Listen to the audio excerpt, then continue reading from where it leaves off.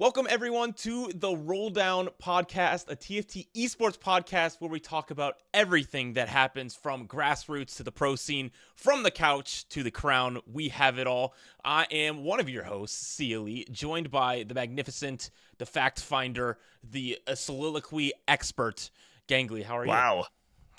I'm good. I was waiting for some sort of introduction that involved the fact that I also tied for second place at a fight night in set 2. That's obviously, my crowning achievement, but I'll take the praise. Thank you, Jack. Excited to be here. Yeah, I figured you'd bring it up, so I just left that one out. I knew that. Yeah, we're about 15 seconds in, so long overdue. That was, a little bit longer than I expected. But Yeah. I want to talk a little bit real quick about what this podcast is supposed to be. This is literally episode 0, the pilot episode. This is before the competitive season even starts. So what is this podcast going to be? And what do we hope to be like the goal? And how is this going to work? Gangly, what are your understanding of that at least? I mean, there's a lot of ways to kind of digest TFT right now. There are tons of creators who cover the meta, who cover guides that help you improve at the game.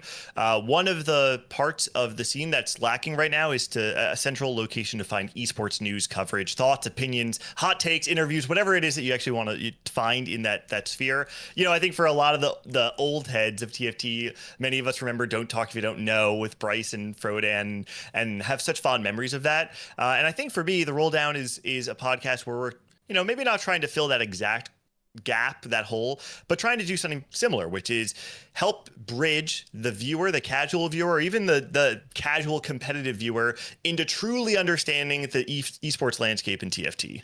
The audience for this is going to be pretty unique, I think, because I think this is going to be a great spot for casual fans to get introduced to competitive, taking them from, hey, I just play TFT, but now I want to watch it at a higher level.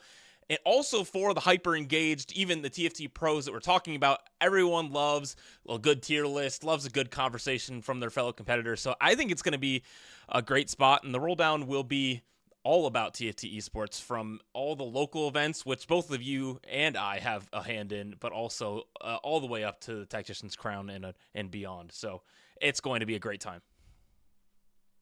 Yeah, looking forward to it. So, Nick, why you? Why should people listen to you? Why are you on this show? Oh, man, that's a good question. I wish I had known you were going to ask me that. Why should someone listen to me? Okay, to give my very quick resume, I will say, so if anyone has no idea who I am, TFT caster for a long time. I was doing interviews in TFT. One of my goals when I first started out in the competitive scene was to kind of bring some character to the scene. I would start asking players about their stories, how they got into the game, how they see it from a professional level. And then long term, that kind of shifted into me becoming a host for the broadcast. And then eventually starting with the Vegas Open was the first time I worked as a caster for TFT. Since then, I've been on all of the North American and America's broadcasts, as well as the last few Tactician's Crowns, starting with set 12. Set 11. Set 11 was my first one. Oh, wow. If I want to give some resume for things I have achieved, it has absolutely nothing to do with my in-game ability. And what it has everything to do with has been some of my predictions. Historically, I've got a pretty good track record for calling out rising stocks. Replay was a player that before he won the world championship, I was the one person in the Don't Talk If You Don't Know ballot that was really pitching him. I was the first person to give a vote to Dishsoap in set 6 way back in the day, and I also did call out Bryce and Dan for not drafting AMD back in set 7 in the mid-set finale before he won the entire thing. So I've got a handful of call out of predictions that have gone my way. I will say my trick is that if you make enough predictions, eventually you will get something right.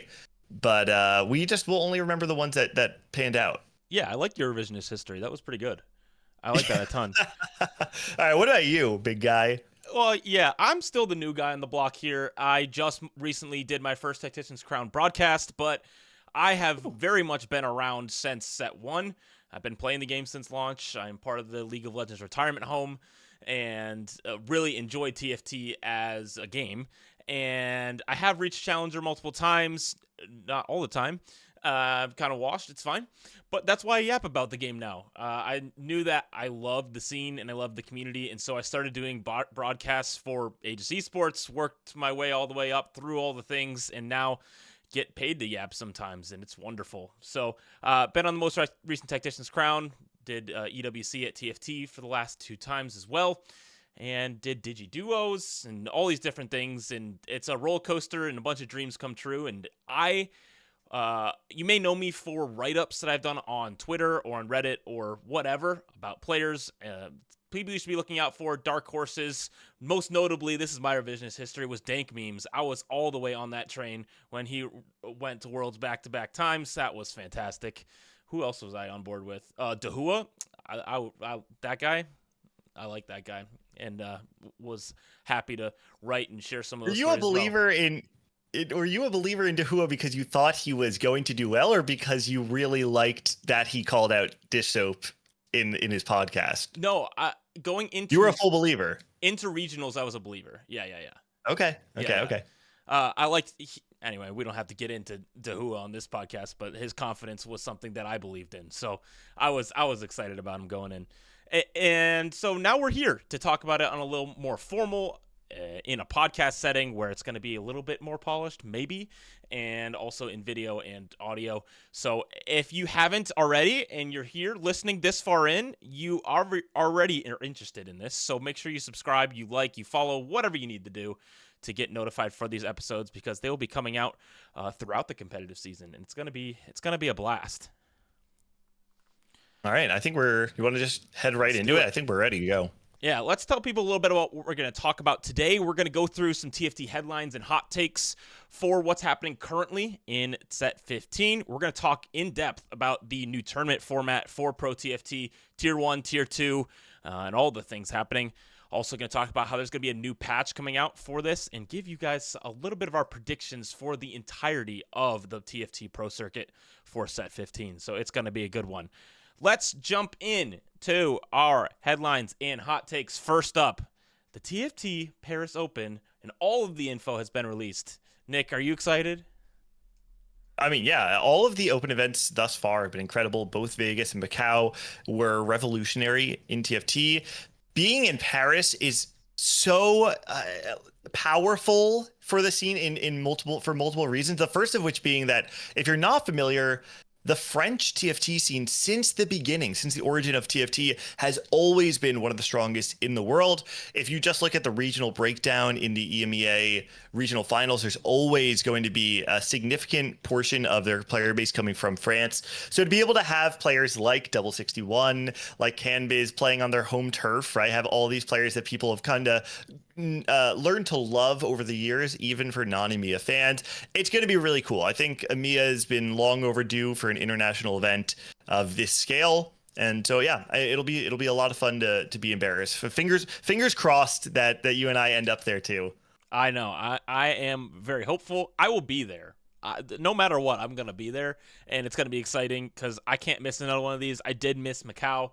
And the FOMO I had was incredible. So for all those listening, it's going to be worth it to be there. And this is happening December 12th through the 14th in Paris at the Paris Expo Center, which is in Porte de Versailles. Is that right? You're Italian, so. Yeah, basically the same language. Yeah, okay. It sounded good to me. Yeah, there we go. And I'm just very excited. The Expo Center looks sweet. It's beautiful. And it's going to be wonderful. But the thing that everyone needs to do if they want to go is they need to get a ticket. Yeah, and the way they do the ticket sales for the Open is always kind of drip sale. So there's, I believe it's, September 7th is when anyone who's either in the TPC or was at a previous Tactician's Crown since set 12 is going to be able to buy a ticket. From there, September 8th is for Challenger players. September 9th is Grandmaster. September 10th is for the rest of the player base, and spectator tickets all go on sale then. And most definitely, the tickets for competitors will not last past September 9th. And probably it won't last past September 8th, which is when the Challenger presale is across the globe. It's going to be interesting. It is a bigger tournament with over 750 participants, which is a lot. But as far as getting a ticket, you're going to need to be Challenger if you want to basically give yourself a good shot to get one. Yeah, these tournaments, it's brutal, man. I mean, there are so many challenger players just across the globe. And so when the fact that you're hosting an international event of this caliber, everybody wants a piece of the pie. I like you, do not expect this to make it past September 9th. I don't think it's ever been sold out on the challenger presale day. I don't know if it ever has been. I It's believe Macau possible. did. Really? Oh man, that's crazy. I could see that though, because I know that there are a lot of the Asian countries that have Yeah. a much larger like challenger player base. I think Vietnam in particular has a really high player base, and so I would imagine their challenger pool is higher too. Uh, but yeah, I mean, if listen, even if you don't get to compete, Hmm. having been to both Vegas and Macau, it is absolutely still worth going. One, get to go to Paris. Fantastic city, is beautiful. You don't even have to be at the event itself to have a great time. But also, there are tons of side events. I think we have a slide covering that as well. But there's so many things outside the main event itself that will keep you entertained. And even if you are playing, most of the players are getting knocked out after day one. So the difference between a spectator ticket and a competitor ticket is what, 3 games, 6 games? It's not even that big of a deal. Well, yeah, and you have to get cut down to 8 players by day 3, and there's only 3 days. Yeah. So it is brutal cuts. It is absolutely crazy. The format's insane. I think we'll talk about that in a later episode, but there's checkmate on day 2. It's going to be wonderful. Yeah, but yeah. if you don't get a ticket, September 10th will be your day to get a spectator pass. I know that's if I miss it, I'm definitely getting one of those because I want to be there, and so should you. So that's going to be great. For the actual competitors, though, it is a $300,000 prize pool split across the first 128 players. So that is a lot of players getting paid out some prize money here. Yeah, and like you're saying, 300K is a lot of money. So I think all of those players trying to get some of their money back, even if you don't win the entire thing, maybe cover the expenses of the trip. If you place in the top 128, it could happen. That's a lot of people getting paid out. Yeah, and it's not just that, though. There is also in-game goodies, and for all attendees, I saw something about like a competitor's jacket and stuff like that. That looks Yes, pretty yep. sweet. All competitors get a jacket. That's so cool. That's so cool. Yeah. I love that. And of course, if you win, you get the Tactician's belt, which there's only been 2 of them so far, and it is pretty cool. Lifting that belt, if you have that winning moment, is really dope. So I'm excited to see who will make it there this year. The thing, though, if you want these tickets, the snapshot for On the Ladder to see, hey, are you challenger yet, happens this Sunday. Yeah, it's going to be the server time is what it says here in the text. So 12:15 a.m. server time. My assumption is that what that means is whatever region your server's in, it's going to be that local time. So for North America, it being in Chicago, I'm assuming that means it would be 12:15 Central. Don't quote us on that, though. Yeah, I'm not exactly sure what all that means, but I'm sure you can ask in your regional esports Discord, or maybe if we bother somebody on Twitter, they can respond to us. But, you know, those things. But this is what I'm really excited for because obviously the main tournament's hype, but the side events are incredibly hype. Just reading this thing that was posted with the event that players and spectators who are not actively participating in the main event will have opportunities to enter into a variety of side events starting on day 2. Free game stations will be converted to accommodate casual play and tournament modes.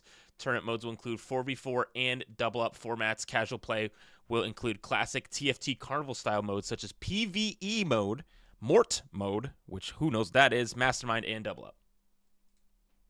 Yeah, we got to see some of the side events in the past one. The Macau had the 4v4 event, which I know it was Asa, Phoenix, Rainplosion, and Kiting is Hard that won one of the 4v4 events. I had a lot of fun getting to watch that off stream. It's one of those things that it's not covered on the main broadcast. So again, just another reason why getting a spectator pass is very much worth the trip.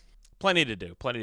Let's keep moving on with some of our other headlines. We have a new CompetiTFT website, which will have multiple iterations. It looks very pretty on this. Currently, a lot of it's used for Pro Circuit events and viewing pro points. So on the Pro Circuits events page, you can see a lot of information about format and also nicely laid out scoreboard and all those things. So excited to see where this goes, but also on this website is where you'd find the TFT Open information. You can see the competitor passes and when they go on sale and all these different things and about the event. And oh, look at this. This is where we see a bunch of the things that come with. There's this new Brilliance bundle that's going to be in Paris. It is going to be very fun.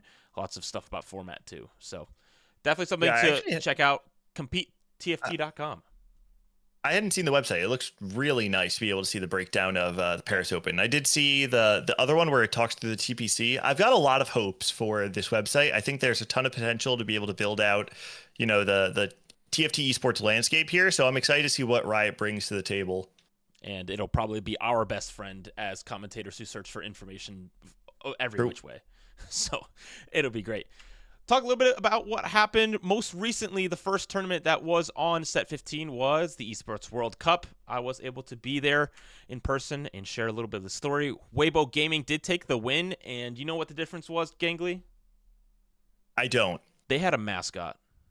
They had a mascot with them on their desk every time. It was the Weibo Gaming mascot plushie. Yeah, that was definitely why they won. So, yeah, great run by them. From what I can tell, so I didn't get a chance. I didn't watch EWC. I was taking a little TFT vacation at the time, so I didn't really follow it. But from what I can tell, it seems like the West in general actually did quite poorly. Yeah. Are there any teams in the Americas that made top 8? Yes. Oh, so Citadel is the only Aegis one. Is an all-French team. They made it as well. Okay. EVOS is a Polish team. They made it in the top 8 as well. So just bad performance within that playoff bracket. I mean, there was huge upsets. Team Liquid and Team Falcons. Team Falcons was the CN super team, basically. And Team Liquid, obviously, was that BR team that I think is very, very good still. They just had some unfortunate matchups. And obviously, Vitality being the headliner named team, not making it to playoffs was sad. Yeah, that is rough, man. Going that obviously, I mean, if anyone's not familiar with that team, if you're a newer viewer, that is basically like the North America, dream team by a lot of people's measures. It's your, K3 Soju Milk put together with just a really strong roster all around. What is the other? It's Prestivant and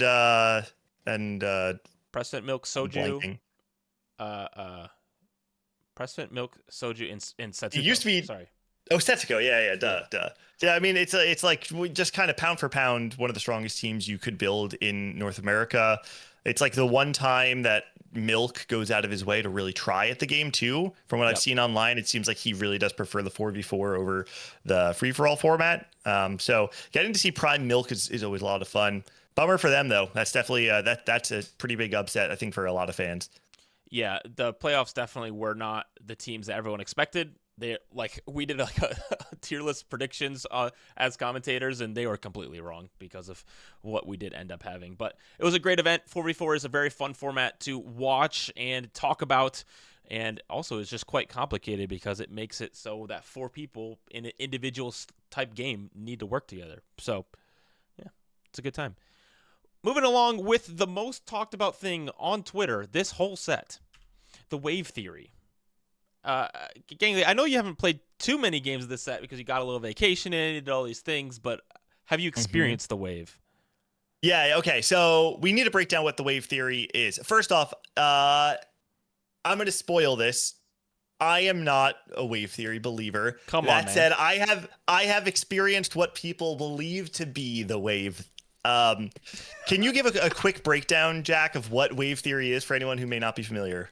I'm going to take you through the whole story also. So it has an origin, this set specifically. But the wave theory is that if you don't see some units in your shop pretty soon after you start rolling, stop rolling because you don't have the wave. You didn't catch it. Go to the next wave, and you'll actually be able to surf it all the way to the beach. The wave meaning the units that you are looking for. Correct. Right? That's what you're saying? That the wave is basically that you would be refreshing your shop. And if the units you're looking for are not in the first couple, then they're not going to be in the pool to the same capacity that other units are, right? That's Correct. What it is? That's what we're saying. They're tailored against you. Correct. And many people believe that this is not just a theory. This all started with the original post from August 15th, which is 11 days ago now, from Dehua saying, I feel like a schizo posting, but I have a completely unfounded theory that something is bugged in certain reroll things, like really seeing genuinely crazy generational low rolls this patch with different reroll lines. I'm probably just super schizo, though. This is the origin.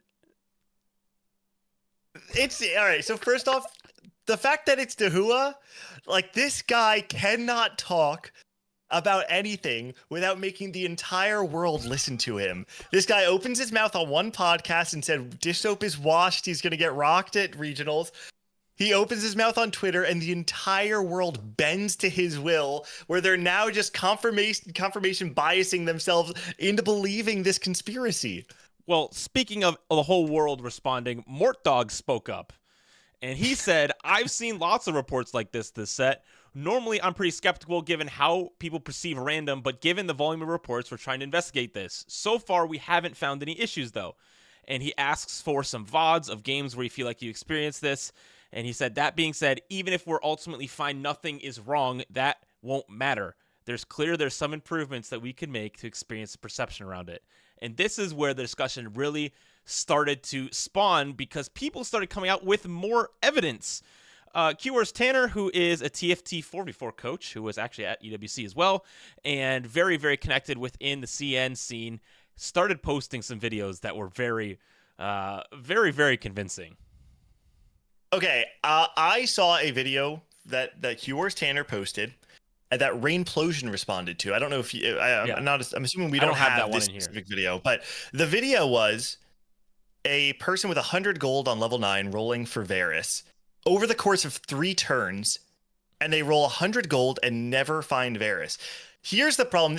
Rain put this so perfectly.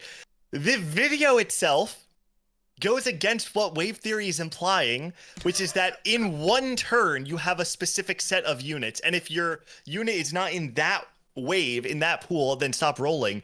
But the video is done over 3 turns where this person doesn't find Varus. What this sounds to me is that it has nothing to do with any sort of wave, with any sort of selective unit pool in a certain turn shop, and has everything to do with the fact that sometimes you have bottom 0.2% low roll. Sometimes you have bottom 1% low roll. And how often does that happen? I don't know, like 2 in every 1,000 games is basically what that means. But there are tens of thousands, hundreds of thousands of games of TFT played every day. Yeah. This stuff is going to happen. If like just statistically speaking, if you're looking for videos of bottom 0.1% low roll, you're going to find it because it has to happen to somebody. There's too many games of TFT played per day for it to never happen. That said, I'm not saying like I would feel a little silly, I think, if I'm saying all this and then saying like there's no way that it could ever be bugged. We've seen in TFT there have been bugs that have been systematic, that have been hard to spot, hard to solve. I am of the personal belief that it's very easy to convince yourself when you experience low roll that something is wrong, because low roll is exactly that. It is the outcome not meeting your expectations. And so you have a natural inclination to believing that what's happening to you is not fair and not right, which makes it all the while all that more easy to believe that it is a systematic problem within TFT. So I am not a believer in wave theory at all. Listen, you are not alone. There's a lot of confirmation bias happening. I am sure of it, and all over the place. Like, this video proves it. And in this post, Tanner helps define what this is. It's like, hey, you might want to try this if you're not hitting the wave properly. But then people start to respond. Kiyun is probably the president of the Wave Theory Club, and I don't think anyone's surprised by that if you know the Pro Circuit. This guy's hilarious, and we'll jump on all of these. But he also helps further define this. Is like, hey, if you natural one unit, roll 3 times. If you don't see it, then try again next round. So start to define the rules behind the Wave Theory, and this is where it starts to just kind of get crazy because people start using this. Yeah, so I don't know how much longer we want to talk about it. I think it's very funny that it's happening. Yes. I think, like you said, Kiyun being like kind of the figurehead of the Wave Theory cult is quite funny.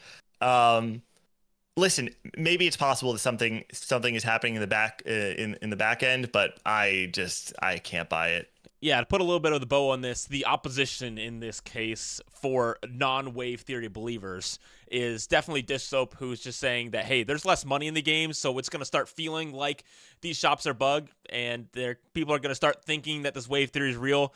But his thought was, I think this means we're going to get some giga inflation, and actually Mortdog responded to this and just said no. So we'll see how they actually respond to this. We do have patch coming out, and there does not seem to be any fixes for this because it's probably not true, but it sure is fun. You know what I would love to see Riot do is actually just publish a fake patch note thing, like a fake line that says that they've determined wave theory is real and it has now been solved, and you cannot manipulate your shops by doing by riding the wave as previously done. And it's just all placebo. But I think they should just acknowledge it and just pretend. That's my 2 cents, Mortdog. This is for you. Yeah, that's free. Next one we'll pay for.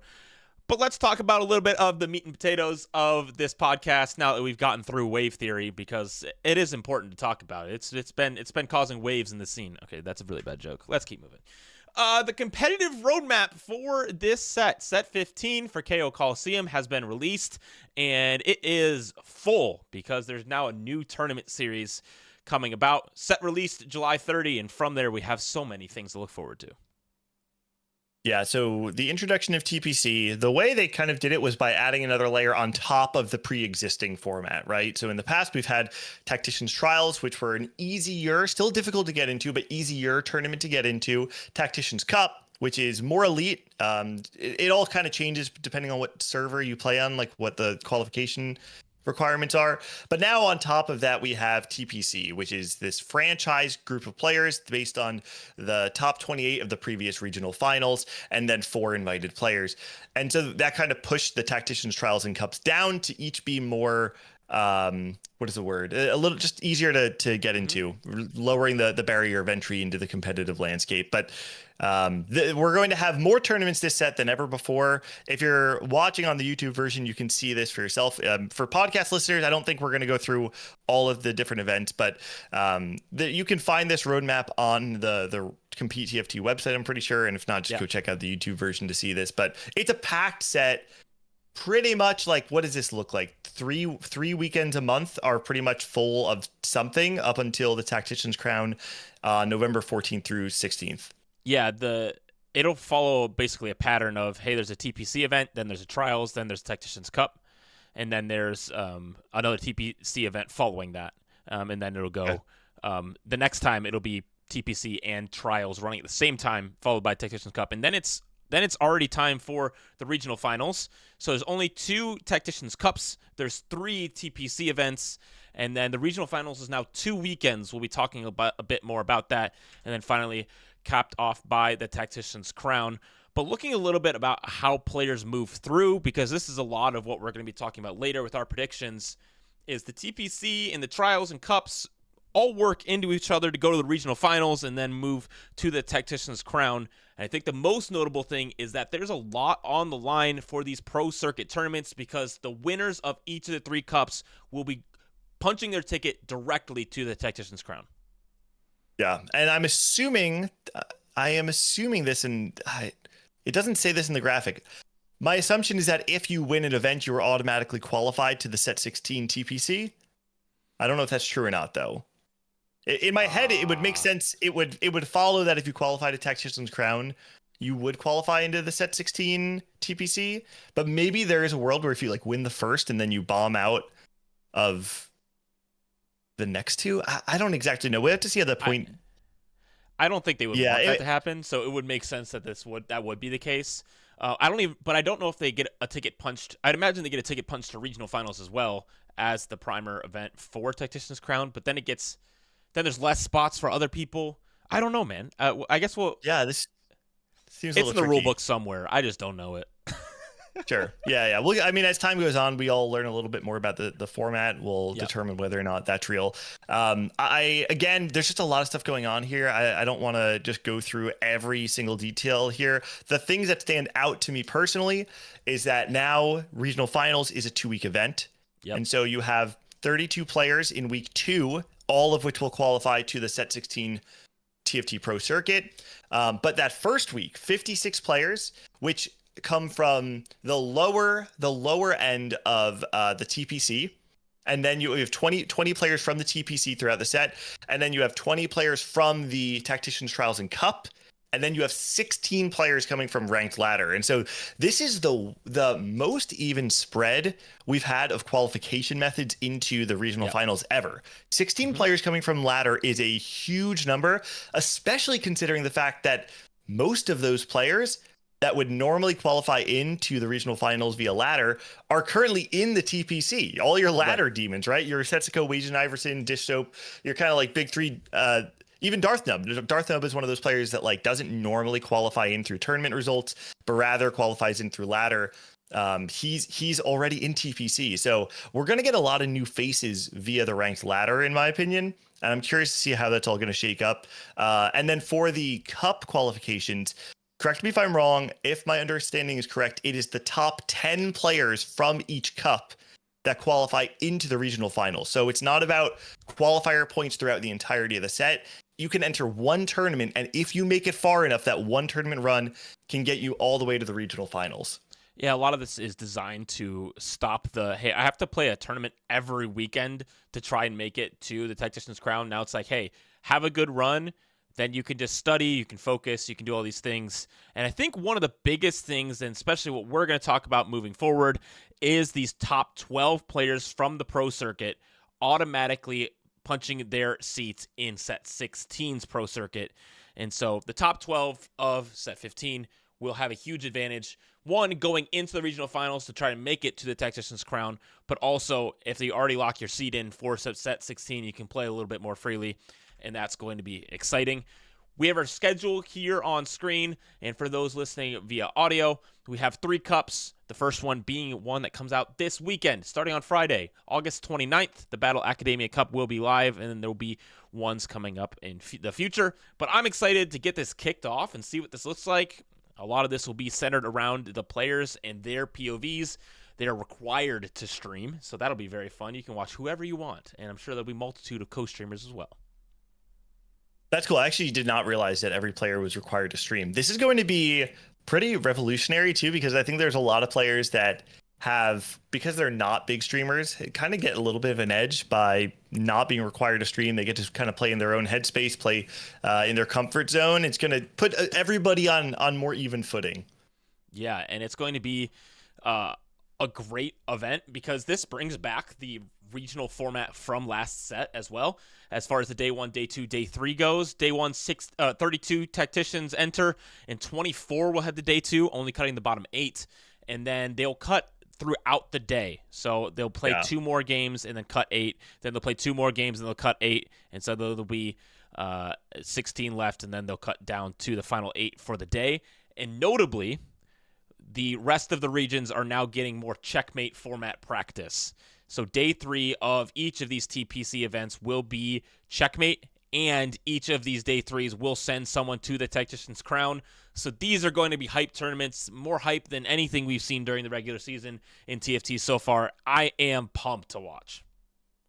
Yeah, I want to give a little bit of clarity, because one of the things about that day 2 format that is so cool, because we got to see it. Wait, what did we see this at regionals, or was this only at Worlds? This was at regionals too, where it's that you play.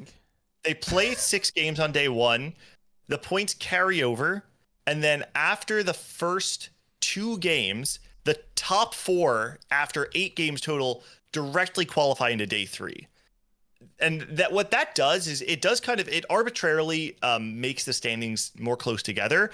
And what that leads to is that going into those final 2 games at stage 3, if you're looking at the video version, but if you're a podcast listener, what that means is that stage 3, the second set of cuts after game 4, will have 8 players remaining who will play 2 games.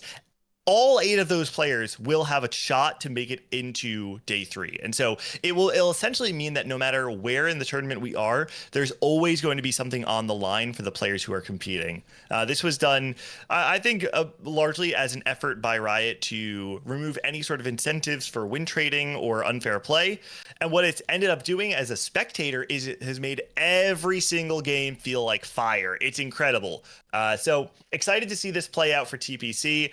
And yeah, it'll be good. And like you said, checkmate experience for all the day 3s will be cool, and is fitting for the qualification method leading to Worlds, right? Or to the to the Tactician's Crown out of day 3. Yeah, it's going to be electric. I think each of these are going to be a must watch. Also, there's a big prize pool on the line for each of these, 30 grand for each of these TPC tournaments. But also, one of the fun things, if you look on the screen, you see in the bottom right, per first place in games, bonus, $100. So there's always something to play for. If you go first in a game, you're gonna earn $100. So it's worth trying to play for that first race style, practicing that a little bit more, and get a little bit of money. That is pretty interesting, especially when you consider that the person who goes first typically has quite a few first place finishes. Yeah, so this $3,000 that you're winning for first place is probably going to be something like, I don't know, $3,500. That's quite a bit of money, and a Tactician's Crown qualification. Yeah, and I like how much this prize pool is split, right? For each of these 32 players, they could be making money playing in Tacticians, Trials, and Cups, and maybe even winning. But even if you show up, you get $400 and then win a game or two, you're at $500. It's not a bad weekend. Yeah, not bad at all. One of the most interesting things about the tournament this weekend is that it's on a brand new patch. 15.3 is dropping tomorrow when we're recording this, but probably today when we're releasing this. And so a lot of players have been scrimming and playing on PBE a ton, but for all of us, it's going to be a really good learning experience. Yeah, the new patch typically, if I remember correctly, has dropped during trials week, right? And so we normally don't have the week of the patch on the larger tournament. Historically, it was Tacticians Cup, now being TPC. And I had reached out to a couple players, just people I'm friends with, asking about how they feel going into the first TPC, and pretty much everyone has responded the same, which is, I don't know. It just kind of depends on how the patch shapes up. And it's funny, because when players are scrimming on PBE, it does get them used to, learning how the changes feel. But with TFT, until you have a huge sample size of games, when the stats really start to formulate and inspire people's decision making, it just doesn't quite give you the same edge as it would a couple days later. So patch will come out Wednesday. I would guess that Thursday is going to be the main watching day for a lot of these players. It's like, watch as many VODs as you can, study the stats, get your scrims in, and then you have to formulate a game plan, because that's a big thing with a new patch. Is most of the players in TPC, I would say there are probably some that like to play super open flex, but a lot of these players are your game plan oriented players. They want to know what openers they value higher than others, what lines they're willing to play from what spots. And on a new patch, it can just be really hard to be able to figure that stuff out on the fly. So I would expect Thursday to be a big study day for all the players. Yeah, these are the players that are the best at optimizing TFT sets, because obviously regional finals is what qualifies you for this, and that's at the end of the sets where people have really figured it out. And so this patch will be very interesting. One player who's been playing a ton of scrims on stream and was happy enough to pull up his notepad and send us some notes was Wajan Iverson, who already has a little bit of a read, but this is off 2 days of scrims on PBE, and so who knows if this is really right. But a 15.3 read from Wajan says, put Rise in the bag. Rise is broken. That's his only thing in S tier right now. It is so you alluded to this before. I haven't played a ton of games of TFT this set. I've been mainly kind of watching from afar, apart from the last week or two. And what cracks me up about this set is that because I haven't been playing, but I've just been seeing people talk about the game, every other day, there's just some post on Twitter that someone's like, this is the most broken thing that's going to warp the way set 15 is being played and will completely dominate the meta. And then everyone seems to be playing that. And then 2 days later, there's another one. And then 2 days later, there's another one. It just doesn't stop. Listen, I played it. We didn't talk about Box Boot Camp, but I played in it. I top 8 it. I got 1/7. Pretty good. That's in the advanced division. Yep. Wajan Iverson actually won that, so this is his read, and he knows the set pretty well at this point. But every day, man, every day it was something else. It was, hey, we're open forting into Mech Mentor, into, okay, now we're playing prodigies only. No, now the B patch came. It's Sork time. Here comes GP. All of these things, it was every day. Yep. But looking at 15.3, we expect it to change a lot. Again, this is what it is right now, and he's expecting Rise to be good again, and maybe that we'll see that. But he also says in A tier, very playable, the Prodigy line, Star Guardians, and Fast 9 Varus, which is another thing that as of like the last 4 or 5 days that everyone's saying this is broken. And it's just a Fast 9 comp. So of course it wins games, but you know. Yeah, I feel like in TPC, I'm not expecting to see Fast 9 Varus. I don't exactly know. All right, so just I'm speaking more like a historical view of TFT, not knowing like a lot of the nuances of this set. In the past, when we've had these Fast 9 comps, typically it's something where like you're either playing, you know, econ full loss streak stuff into it, or you're playing like the loss streak trait. You can tell me if I'm wrong, because I have not really played a lot of Crystal Gambit. I played like one game, and it did not feel like the loss streak trait that you pivot out of into a Fast 9 Varus. Like it felt like something that you're generally sticking within the line. And this is probably very baseline info for anyone that's super invested in this set.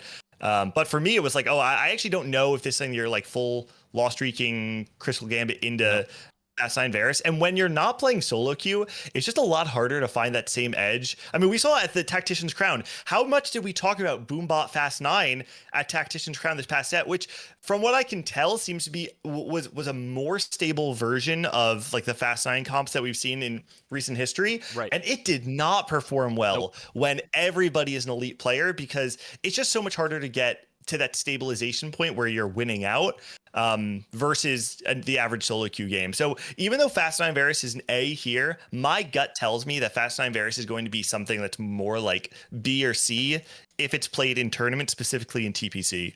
I think it will earn a lot of people $100 if they're able to pull it off. Sure. But there's so many. Might lose them 3K. It's true. It might. There's so many things that go into Fast 9 this set, and it revolves around econ a lot. So if you don't have one of those econ openers specifically, and then have an econ augment, it's hard to get to 9. But the main thing right now, and this is the tech for everyone listening, I'm sure it's good on this new patch. I just watched Weijin win a game with this during scrims, is Golden Edge Gnar. Using that to get gold to get to 9, even if you don't have an econ augment, is quite good. There's your little bit of tech. But I am very excited to watch this weekend because it'll help me learn the patch like immediately and get all the tech. So you guys should watch for part. Yeah, it's so good. It's actually the caster's broken tech is that when you're casting TFT, you have to watch all 18 games that are being played throughout the weekend, and you get to see all the lines in real time. You get to actually talk about them, so you're engaged watching. You're not just like passively watching the game.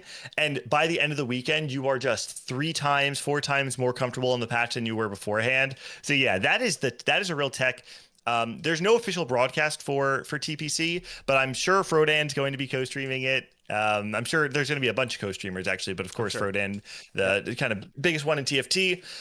Go watch the games, learn some tech, and come Monday morning, you'll be ready to dominate the ladder. Absolutely. It's going to be electric. So that's a little bit about the new patch coming out. That's a lot about the TPC and the format and all these things. But now this is what everybody wants. They want the drama. They want the predictions.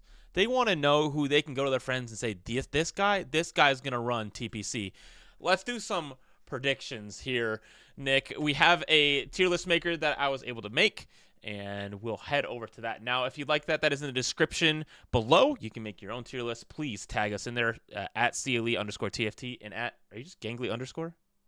Gangly underscore. That's right. Gangly underscore on Twitter, and we would love to give you feedback and tell you how you're wrong and we're right. It'll be great. So let's look at this. We're going to do this in not a S to D kind of normal tier list way, but looking at this in a way that talks about the format. So 20 of our players will be at the bottom of TPC and have to fight through week 1 of regional finals, where 12 players will make it through, are ready to set 16 and be in week number 2 of that. So we're going to elect 12 players to say, hey, we think these are the players that are going to make it through. Not in any order for those players, not in any order for the bottom players, but hey, this is the buckets of people we say, hey, these people will be safe, these people won't. All right, do you want to just get right into it and just start naming some names? I think there's probably a couple that we can agree on without having to fight each other too hard on it. Yeah, let's move some players into seat saved, and we can actually probably move a bunch and then probably take some out. I think number 1, and I think this is pretty consensus, Weijin Iverson, move that guy to the top. All right, I'll say Dishsoap. Okay, Dishsoap. I'm gonna say, and I don't know, think this is a hot take. I want to put Robin songs up there. Right. I also agree with that. I mean, I am going to say Setsuko because Okay. that's like the name to be thrown there. But I think Robin, actually, of the players that we're putting like immediately, I think Robin is the most interesting pick already. Yeah. Obviously, Weijin, Dish Soap, Setsuko kind of making up this big three. Was the big four three replay, but he's kind of been exiting. I don't know if he's actually exiting, but a little bit less engaged with TFT in the last couple of sets. Robin, though, is a player who is just perpetually underrated. Like since the dawn of TFT, he's always been thought of as like there's this famous quote back in the day, and I say this with all love because I love Bryce. He was a brilliant analyst in TFT, fantastic player. There's this quote where he just says Robin can never be the best because he's a low cap player. And the context of what he's saying though is that like if you watch the way Robin plays, he plays very safe. Yep. He makes a lot of mistakes. He's not your perfect player like Dishsoap or Weijin Iverson. He's not your Giga Capper who, if you let him go level 9 of the 100 gold, he'll always win the game like Setsuko. But Robin is the forefather of what, funny enough, he's actually the forefather of modern day TFT because TFT has gotten to a place where it's considered like relatively flowchart is the term I'll use, which by that I'm referencing that on 2-1, generally speaking, you should have some sort of idea of where you're heading, and you should be able to scout around the lobby and know where most of the lobby is heading. And if you look back at set 4, set 5, that was just not what the game looked like. People wanted to play flex, especially sets 2 and 3 were like this. People wanted to be able to flex between multiple lines at all points in the game. Mismatched Socks was famous for this in set 4, and Robin was the antithesis of that. He was the player who chose a line on 2-1, played to his best out, and was able to keep things simple and play maybe not a perfect game, but a game that was good enough to get him there consistently. And I would just say one of the best tournament performers in the history of TFT, not even just in North America, but just someone who plays to the level he's capable of with just unmatched consistency. So for that reason, I absolutely expect him to be in the top 12. Yeah, I think it's time to stop underrating him and just say that he is one of the best players in North America, and in any tournament can, if it falls in his favor, if he has the correct flow chart, he can win it all. So definitely somebody that I'm confident in putting up there. The next one I'm going to put up there, who had a bit of a collapse within the regional finals, but had the best set last set, and I believe the set before too. I'm going to put Greya up there. Ooh, okay. Yes, I think Greya is a good pick. I don't know how much we want to like just talk about Greya, but I agree with this pick. I think he would be considered like sort of fringe by some people's standards, and then he would be considered a giga favorite by other people's standards, just depending on who you are. But yeah, no, I think Greya is a really good pick. He had like that breakout set where Pokkygom was like, "Hey, everyone's got to watch out for this Greya guy. He's a beast." And then, what do you know? He ends up winning the regional finals that set. So yeah, I think Greya is a good pick. I'm gonna throw out Prestivant.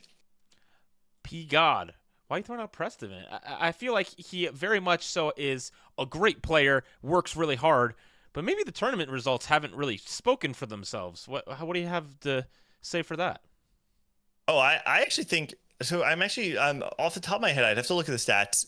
I don't remember exactly how his set 14 went, but I would actually say like since the merging of the regions set 11, he's been one of the best players. Like I would say top 10 tournament results since set 11, which is like the base that I'll use personally because it's just an easy era to reference. He's a player that has made top 16 so many times. He had like a bit of a slump previously, like before that in the end of set 9 and set 10 where he really struggled, and then since set 11 has really turned on the jets. We saw him make it to the Tactician's crown, narrowly missing out in the top 8 that was into the arcane, right? Into the arcane, narrowly missing out on top 8. And I think the thing that stands out to me also is like the work ethic of this guy is super high. He's known for being the player who's not just willing to play in scrims, but organize them. And I really respect that about him. I think it shows like a certain level of maturity that it's like, I'm not just going to do the easiest thing. I'm going to do the most efficient thing. And I respect that a lot. So yeah, I think Prestivant to me it feels like he has the results. He has the work ethic. I expect him to go very far. Yeah, he'll show up prepared no matter what, and it's about time for him to really win some tournaments, move himself onto the world champion, the Tactician's crown. He has not done that yet, but I expect this set him to give himself a great chance. We have 6 up there. That's half these seat save spots, and I don't think there's much debate about these. I'm totally here for all 6 of these players. Yeah, I would be surprised it if gets they harder don't. now. It sure does. One player I think has been one of the fastest rising stocks, and you would probably agree with. I'm going to put up Kambuli, who performed really good at the most recent Tactician's Crown, qualifying for the final lobby, did really well in the regional finals as well. There's not much reason to doubt him anymore. He is one of the best players in North America. If you compare his stats to Prestvin, actually, they're very relatively similar players, just in terms of consistency of top 16s. That was kind of the biggest metric, is that for Kambuli, he had failed to make top 8 in any tournament ever prior to the last set. Right. And then he made made 2 top 8s, right? He made it to top 8 both in the regional finals and then at the Tactician's Crown. So I feel like he's kind of finally crested the mountain peak, the valley. Oh, whatever it is that you crest, the valley. It's can consider it crested. Kambuli's he's gotten there, and so I think he's gonna have a good set. He's coming out of the valley, and he's getting close to the top. He's not quite got there yet. So here's my you ready for my prediction? He hasn't top one yet. When he top ones one of these TPC events, he'll top one something else this set. Oh, okay. It's like a Dishsoap situation, right? We're it's scaling. Once you win, you don't know how to lose anymore. Yeah. So also this is an odd numbered set, so that means Dishsoap will win the world championship. He will have another crown. You've heard it here first. That's how this works. Sure. Okay. Okay. Seven done. This is tough. This is where I think you can make a case for a lot of the players here. Yep. But right now we only have North Americans. Correct. I am going to throw out another player from the Americas that is not North America, and that's going to be Sobio. And this feels like it shouldn't be a hot take, but I think it actually is a hot take. Bio did not make it to the regional finals last set after having a legendary run of qualifying to Tactician's Crown in, what was it, set 10, 11, and 13? Is that what it was? It was 3 out of 4 set championships. I think he made it there. I forget the exact number, but Bio, rising star out of Brazil.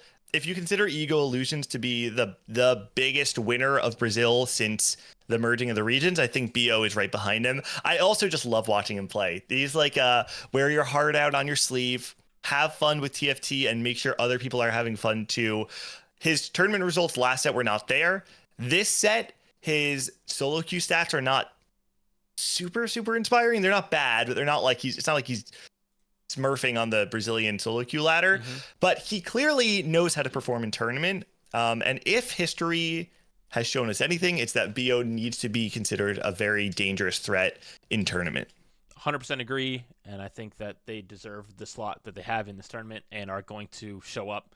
They didn't quite make it where they wanted to last set, and I understand that. And you can't perform at the top every set, and they had been for a long time. So they're back and probably better than ever. I'm also going to serve up somebody who is not from North America or from the Americas as far as North America, but from the Americas. I'm going to say Vapakasa or Kopiko, whatever you call him. He's someone that qualified for the Tactician's Crown most recently, nearly missed the set before, and has been one of the best players from Brazil as a part of this new guard kind of idea alongside Sobio. Yeah, so Kopiko or Vapakasa, whatever you want to call him, is someone that I was actually kind of low on for a while. Like, I'm actually trying to pull up my regionals notes to see exactly what I had said about this player. But like, for Vapakasa, for a long time, he's kind of this middle of the pack Brazilian player, is not really standing out even within Brazil. Merging the regions happened, and he makes it to the regional finals twice. But he didn't really stand out in set 13. I forget exactly. I think his placement was like not bad, but not incredible. It might have been 19th, like 16th, 17th, 19th. Yeah. And when he made it to regionals last set, I was just not super hot on him. His results have always been like he gets to a top 8, he'll make a final day, and then he'll have a really bad tournament. And so he doesn't quite have that consistency that we've seen from some of the other more elite players. I think I have him in this list, but to me, he's probably one of the more fringe players that I would put in the top 12. I mean, he is the 10th player we've put on this list. So that's true. That is fringe. we're getting close there. But he did have that spectacular day 2 of the regional finals last set where he went, I think it was 5 firsts in a row. So even at the highest level of competition, $500 right there. It sure is. And now he's playing against these same players again.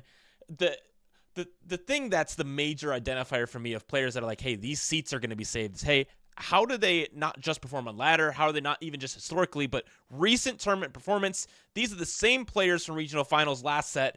So playing against these players just a few months ago, he was absolutely smurfing. And so I have little doubt that he will make it through to the seat saved. It is going to be, again, hard. It is a new set, all these different things, but I believe. Also, small asterisk I do want to throw out there.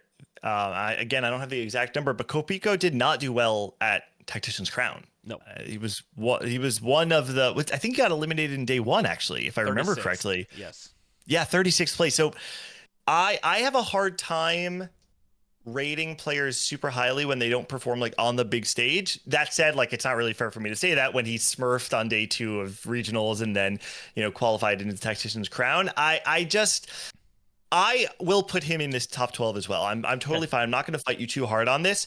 I think that he is the player that I would be least surprised of the players we'll probably put in the top 12 if he ends up being one of the players that's on the bottom and has to play through the play-ins. Sure. I think he has a very wide range of potential. Yeah. So he's actually the 9th player we put up here. We have 3 more spots. Counting is hard. Okay.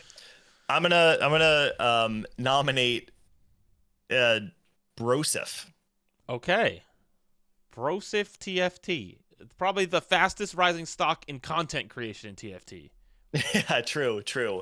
And this one also feels not necessarily like a hot take, but like hard to really believe in, because Broseph, up until last set, had never done well in tournament ever, right? Like he very much came out of the woodwork doing content creation, had this study group that made up a very large percentage of the population of the regional finals. If anyone's not familiar, that was the study group called Boom Kitchen. Other notable players at the regional finals were Dehua, Chunnington, Artix RX. There might have been one more. I forget exactly. Might have been everyone. There's EMEA players that were studying with them, if that's what you're thinking. Yeah. Probably. But yeah, Broseph, when I first heard about him it was Dank Memes. What's up? But yes. Dank Memes, yes. Yep. Set 11 was when I first heard about Broseph, because he was known as the Fast 9 player. He made a whole post about DJ Walrus, is what it was called, the Fast 9, playing around all the legendary units.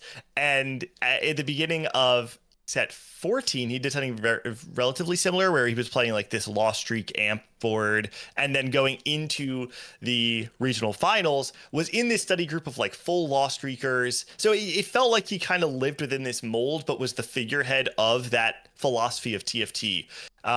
So I think this for me is a bit more of like, I'm rooting for Broseph. That's kind of part of my pick here. It's like I want to see him succeed. I think he has what it takes. I don't think he has a significant edge on the other 20 that will be below him, but I think that he definitely has a shot of making it to the top 12.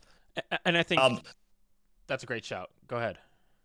I want to throw something to you, because we only have 2 slots left. Yeah. And I think if there were other circumstances, you and I probably both would have snap picked a lot of the players that are on that bottom, right? Yes. We should like talk about that. Yeah. Milk, Pokegum, Replay. Let me move them.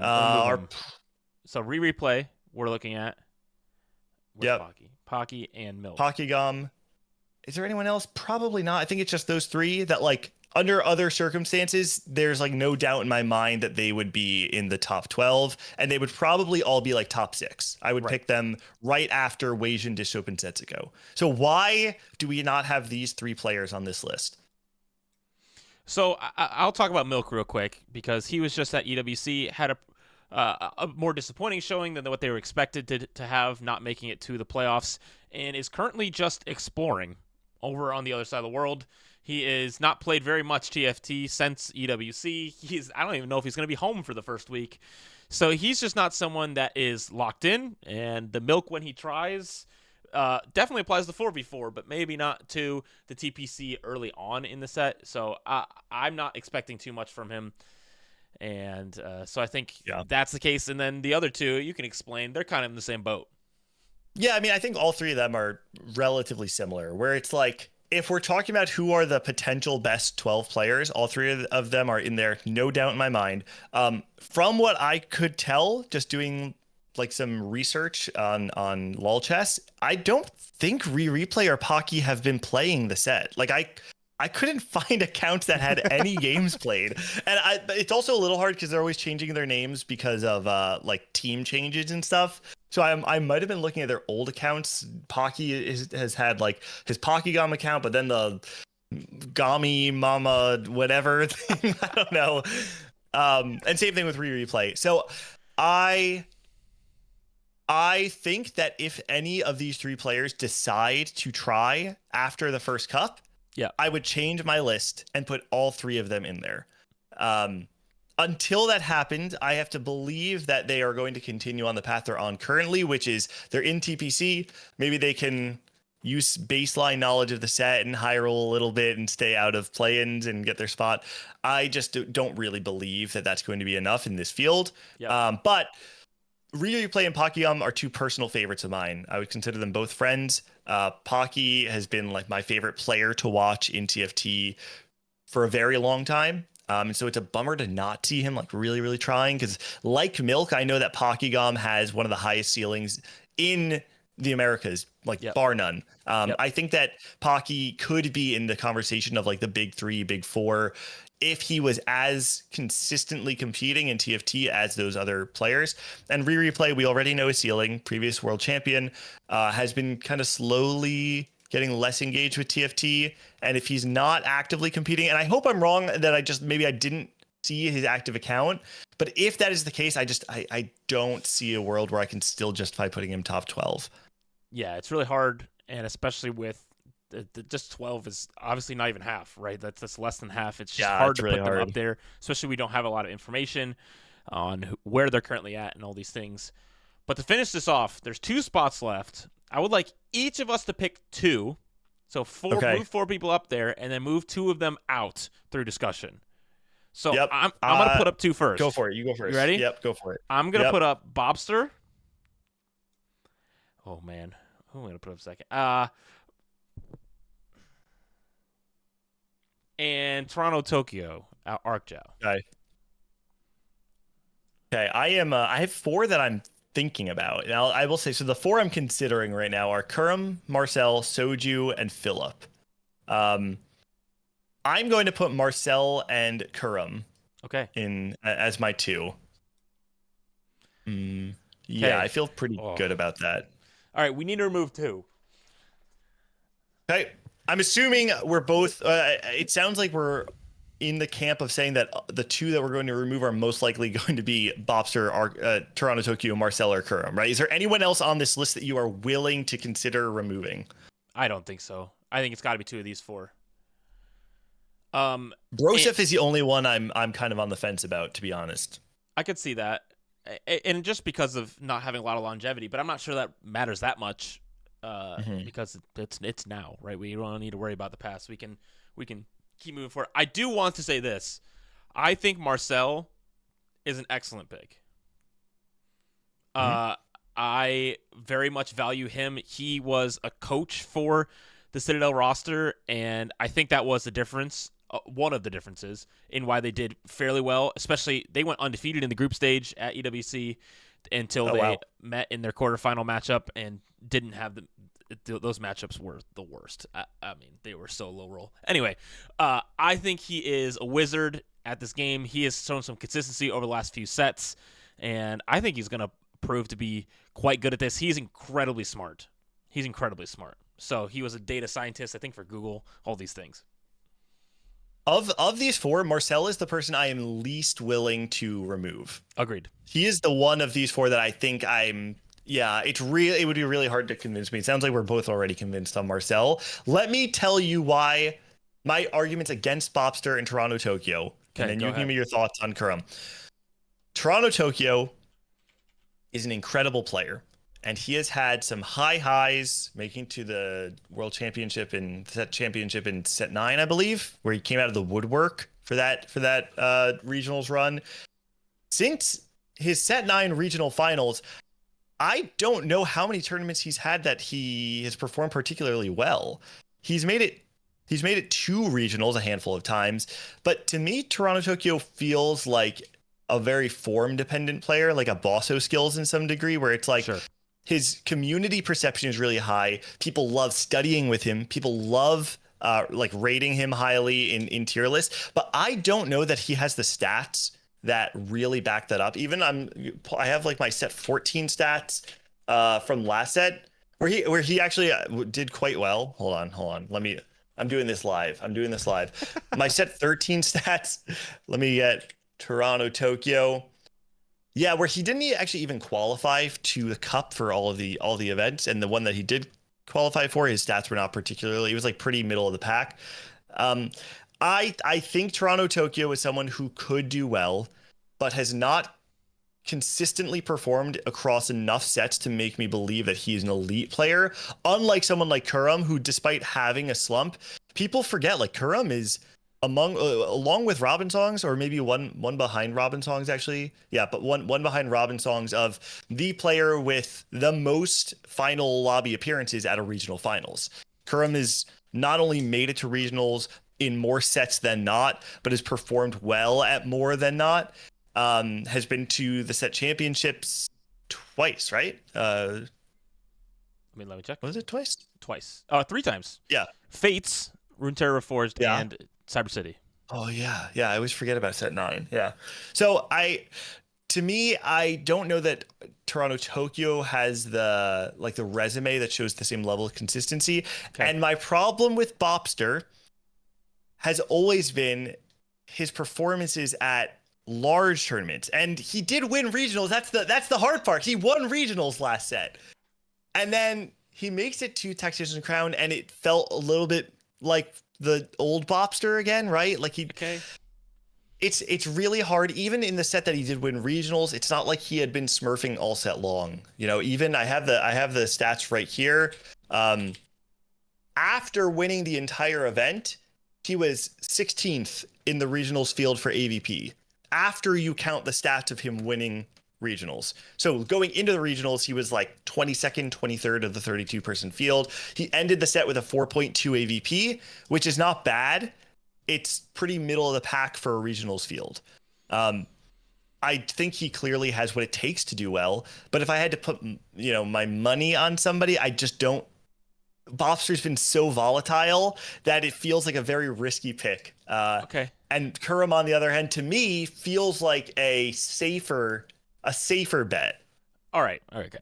So I think I can agree that Toronto Tokyo is on the fringe, but probably shouldn't make it onto this list. But between these two, this is where I draw the issue of this. Kurum is very, very much a historically great player. I would never doubt that. Oh, Kurum won a tournament. I'm not that surprised. Very similar to what Robin used to be, in my mind. I viewed them very similarly. Yeah. But Bobster is the regional finals winner from last set. He beat all of these players in the most recent tournament where all these players were there. So it's really hard for me not to put Bobster in the top 12 of this list. In Kurum specifically, the way he got to the regional finals, which he only qualified through the Tactician's Crown, through QP, he only got 18th at the Golden Spatula. He beat up noobs. That's what he did. He went 4th, 8th, and then 24th, which is great showing in the regular season. But incredible. People had been talking. That's why this TPC, part of why it was created, was those are a little bit of how you can win against worse players in theory. And now he's got to compete against the best all the time. And his most recent 2 performances with a field of this qualifier of this quality is 18th and 26th. So looking at most recent, Bobster's last 2 would be what? Wouldn't it be first and 32nd? First and 29th. 20. So, if we're averaging them out, it's not even that far. Okay, I'm going to also give you a little bit of ammunition against Kurum because I talked about like Kurum to me feels like a more consistent pick. And the more I think about it, I actually don't know if that's a fair way to describe it, because I think recently. he absolutely he has the tenure, like he's shown that he knows how to win tournaments. He has more tournament wins than most North Americans. The problem with Kurum has always been him getting in his own way. The stats actually even show this. His I have like a tilt score that I've calculated, which is essentially like when someone bot fours, how likely are they to top four the next game? Yeah. And his is 28%. It basically means that like he only top fours 28% of the games after going bot four, which is one of the lowest in the regionals field from last set. And what's funny is he did that while having one of the best AVPs, not the best, but one of the best. Which also could mean it was a little skewed, because it could just mean that there's less sample size of bot fours. That's another whatever. It doesn't matter. This is something that's kind of been known about Kurum for a while. Is like I think he has really high expectations of himself. When things don't go well, it feels like a self-fulfilling prophecy in a way. He had a really long slump of not even qualifying to regional finals during I think it was like 10 through until last set, right? Actually, I think last set was his first time back at regionals since set 9. So maybe consistent is not the right word to describe Kurum, but I have a hard time betting against him, especially after having what I would still say is a better set than Bobster. I don't think 18th at regionals is a poor enough placement to write off the rest of his set. Because we've seen that from players like Setsuko multiple times, where he dominates the regular season and then has made it to regionals with like a 14th through 18th place finish. Yep. And if we don't do that against Setsuko, I don't think we should do that against Kurum. So I would still say Kurum is coming off of a better set than Bobster and has a longer resume of tournament success than Bobster. And the sets that Kurum does well, he tends to do exceptionally well. So this is really a question of like, is this going to be are we judging them assuming that they're both having good sets? Are we judging them both based off having like average sets? Or are we judging them both based off having low roll sets? I would probably take Kurum in the average and low roll over Bobster, but I could take Bobster in like the high roll sets over Kurum, because I think Bobster has had like some really electric sets. Yeah, I mean, set 12 for him, Magic Mayhem, was crazy. He had the greatest regular season that we had seen to that point, and then did not have a good finals run throughout those playoffs and regionals and Tactician's Crown. Kurum has only last set had some success again. So Bobster's shown it a lot more recently, and Kurum showed it for a long time and now has shown back up. So it's, what do we put more value on? I do think that I would probably keep Kurum in this list, because we're saying that more times than not, he will keep his seat safe than Bobster.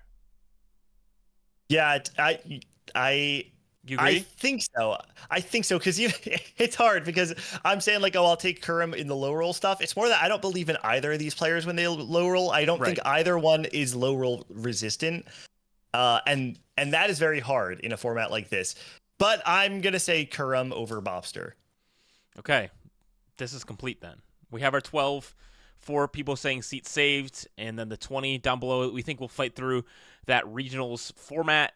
And again, all of these players are making it to the regional finals because they qualified to the TFT Pro Circuit, and we'll all have the opportunity to make it back again. These are just the 12 we're saying we think as professionals that they're going to make it through.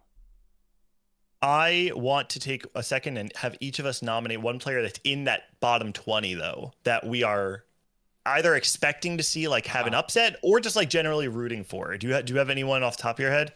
I do, and it is BR Cash, actually. He is really? He's somebody that I've more recently been studying with. He's very, very knowledgeable when it comes to the game of TFT.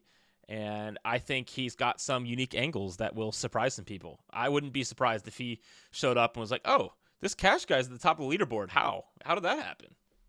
There's my dark horse. It's funny because if this were like a top 16 Yeah. list instead of top 12, there's a player that I would actually pick over the players that I would rank higher, and that would be Philip, because Philip is the king of that Sure. 14 through 16 placement. I mean, I'd have to look exactly like on his Wikipedia, but off the top of my head, I'm almost positive that the last 3 or maybe 4 regionals, his placements have been like 15, 15, 16, or something like that. Do you have the data to back it up? I don't for him, but Okay. I do have another player that I just want to mention real quick that is similar. Who's that? It's actually Chunnington. This guy has had very, very consistent performances in tournaments of like, I'm making it to day 3 and don't quite make it further. And so he's someone that has experience that's in that Boom Kitchen study group.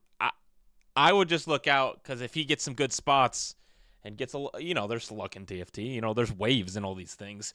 So he could make a run too. I'm gonna pick too many players. I'm gonna be a fan of all of them if we keep going. But okay. Let me just say one last thing about Philip then. Okay. Because this guy has been, I have it now pulled up now. So set 9, 16, set 11, 15, set 12, 16. And then last set, if you remember, made top 8. Right. He was 7th place. So he was one of the 2, was it only 2? I'm assuming it was 2 players that did not make it into the Tactician's crown based off the final lobby. And I remember watching him, and you could see just like the devastation in his face when he realized that he wasn't going to be able to pull it out. And Philip I think he represents the average person so much better than a lot of the people in TFT. Like, this is going to sound a little silly, but there are a lot of savants and geniuses in TFT, and Philip is a smart guy. I'm not saying that, I'm not knocking him at all. Like, again, he's a friend of mine.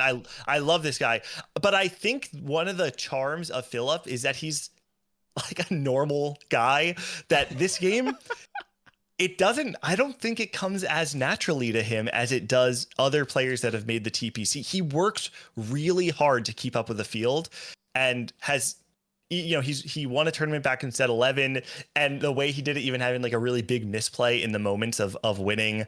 You can find that on one of the TFT clips channels, I'm sure, of him like missing an Irelia 3. He's just so representative of that like couch to crown sort of player in the game that I think is necessary for a game like TFT, because that's a draw. It's like on any day, anyone could win, right? There's some level of variance to these events, and I think that Philip works really hard to make sure that he's always equipped with the tools that give him a fighting chance against some of the geniuses and savants of the world. So I'm rooting for Philip. I don't necessarily have him top 12, but I know that he's capable of doing it, and I believe he's capable of winning the entire thing.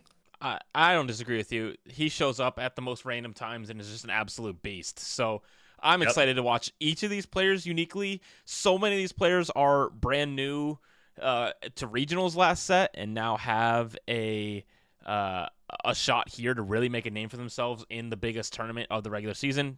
These 3 TPC tournaments in the first iteration of that. So many players are able to make their names known, and I'm excited to figure out what all happens. How does this all actually work out, and see how correct or incorrect we are. And if you guys want to play along with us, you guys can also fill out a tier list just like this. You can use it in the classic format with the S to D, or you could do it just like we did and let us know. It'll be in the show notes below. But let's wrap this up a little bit. Gangly, we've been going for a while. I think this is going to be a good thing for the community, but let's wrap it up. Let's look at what's coming up, what we're going to be doing, and then wrap it up with some of our key learnings. Also, do we have Philip's tier list? Oh, we do. Yeah, here we go. We do. Okay, how do we do? Okay, so this is, let me explain this real quick. Philip asked a bunch of the TPC players who they would rank highly, kind of similar to what we did. He asked all of the players, and 18 of the 32 responded, which is classic. That just over half responded. And at the top, they agreed, Weijin, Dishsoap, Satsuko, right up there.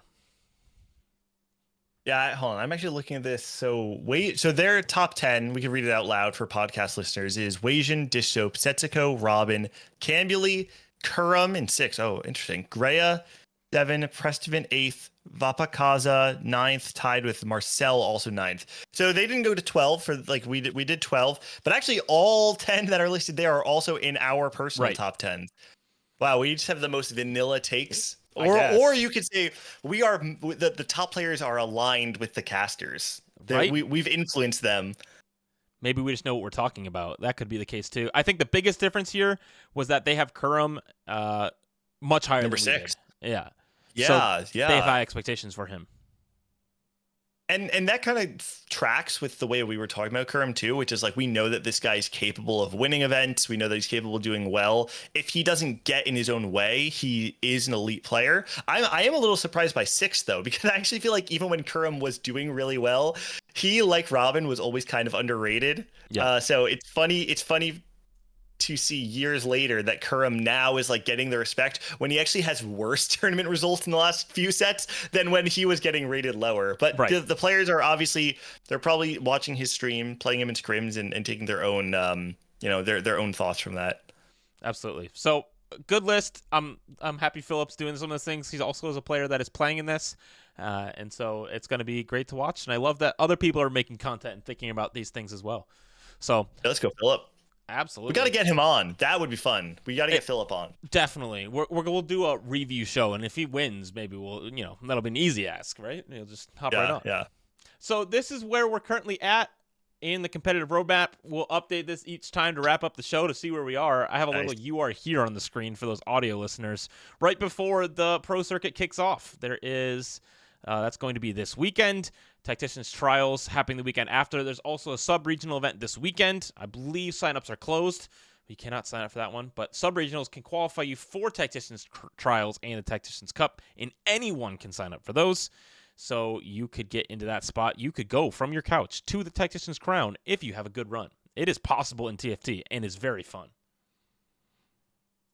Yeah. So if you're listening from here, main things you got to keep in mind is that there's no main broadcast for TPC or the Cups or Trials, but there's tons of co-streamers. So make sure you follow along. Jack, I'm assuming we're going to have something coming out. We'll probably do a review show is my assumption after TPC as we figure out exactly what the cadence of this show is going to be with its releases. But at the very least, we're going to be doing something reviewing the results of TPC and then looking ahead to the September Cups and Trials. But for now, make sure that you find a co-streamer that you want to watch. Get a little watch party going with whatever your local scene might look like. If you're in Tri-State or in the Midwest, you can each join our Jack and I's respective communities of Tri-State TFT. That's me if you're Tri-State, and then Jack representing the cornfields of the Midwest. Of course. We actually just announced that we're going to have another LAN on November 8th. So watch out. It's happening. Huge. Columbus again? Columbus again. Yeah, we have a great venue there that we have connections with, so we're just going to run it back. So those signups will be coming out soon. Make sure you join Discords. Make sure you follow along. Make sure you subscribe, that you follow the podcast, that you like and do all the things to help this succeed. We want to be able to provide this on a regular basis for you guys. And if you guys support us through following, subscribing, liking, sharing, all the things, that'll help us a ton. So we appreciate you guys. We'll be back with another episode of the Rolldown soon. For CLE, for Gangly, thank you for watching and or listening. You can listen to. I think that's a good thing. But we'll see you next time. Peace.